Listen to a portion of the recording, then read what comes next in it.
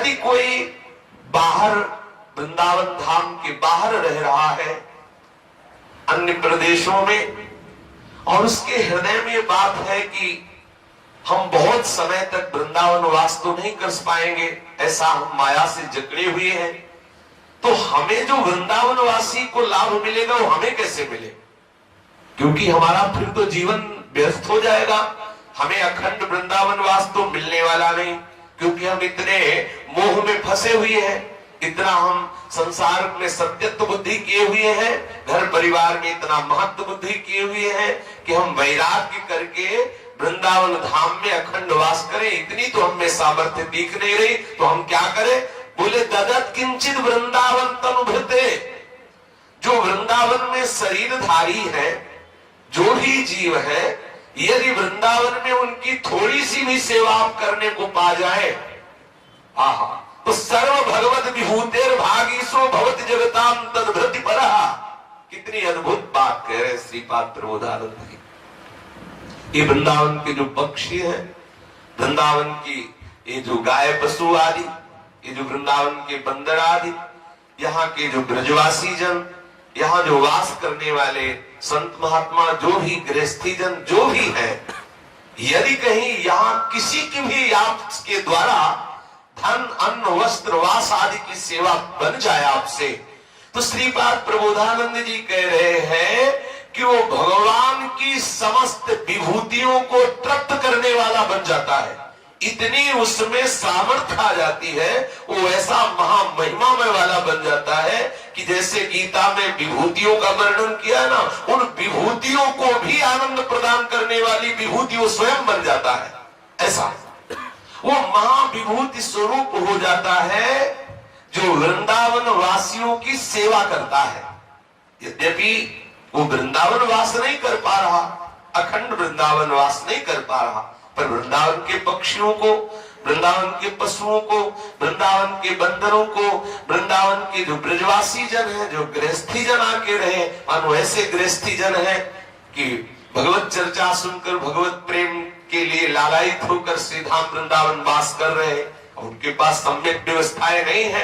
आपको भगवान ने यदि धन दिया है और आप ये लाभ लेना चाहते हैं वृंदावन वास का, तो चाहे वो गृहस्थ हो चाहे विरक्त, इस भूमि में वास करने वाले के लिए ये मर्यादा नहीं कि विरक्त की ही सेवा करनी चाहिए। यहाँ वनवासी है सब, कोई भी हो, स्त्री हो पुरुष हो गृहस्थ हो विरक्त हो, वो सब वनवासी है। इस वन में वास करने वाले हर वनवासी की सेवा का फल एक ही होगा, चाहे वो गृहस्थी की सेवा करे, चाहे वो बंदर की सेवा करे, चाहे वो विरक्ति की सेवा करे, चाहे गाय की सेवा करे, चाहे किसी की भी, वो वृंदावन वासी है। इस बात की बात यहाँ है, कोई भी हो अगर उसको आवश्यकता है और आपको भगवान ने दिया है धन आदि अन्न आदि वस्त्र आदि ऐसी सामर्थ्य दी है और आप परम लाभ प्राप्त करना चाहते हैं, तो मोह और लोभ का त्याग करके वृंदावन वासियों के वास की व्यवस्था, भोजन की व्यवस्था, वस्त्र की व्यवस्था, उनको प्यार दो, उनके प्रति अपनापन करो, उनकी सेवा करो, तो जितनी भी विभूतियां भगवान की है वो सब आपसे तृप्त हो जाएंगी और आप महाविभूति स्वरूप हो जाएंगे। महाविभूति स्वरूप अर्थात बिना वृंदावन वास किए भी वृंदावन वास का फल आपको प्राप्त हो जाएगा। कितनी सहज बात है? कांच के बदले में मणि मिल रही है, कांच के बदले। कहां सांसारिक तुच्छ धन, कहां सांसारिक अन्न वस्त्र आदि, और कहां प्रियालाल का कृपा प्रसाद, केवल ब्रजवासियों की सेवा से।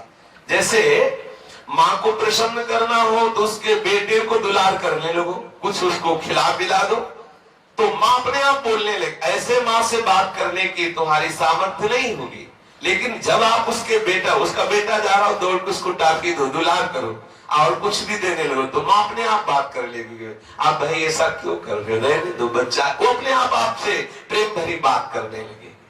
ऐसे ही हमारे प्रियालाल के लाडले हैं वृंदावनवासी, चाहे वो बंदर हो, चाहे वो पशु पक्षी हो, चाहे वो गृहस्थी हो, चाहे वो विरक्ति हो, चाहे ब्रजवासी हो, चाहे बाहर का वासी हो, जो यहाँ इस भूमि पर वास कर रहे वो हमारी लाडली के लाडले हैं। प्यारी जी ने कृपा की तब आके वास कर रहे।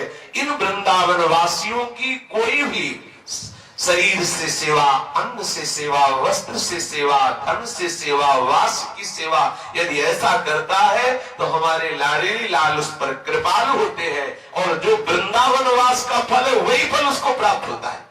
ये देखो कितनी बढ़िया बात श्रीपाद प्रबोधानंद जी महाराज ने की।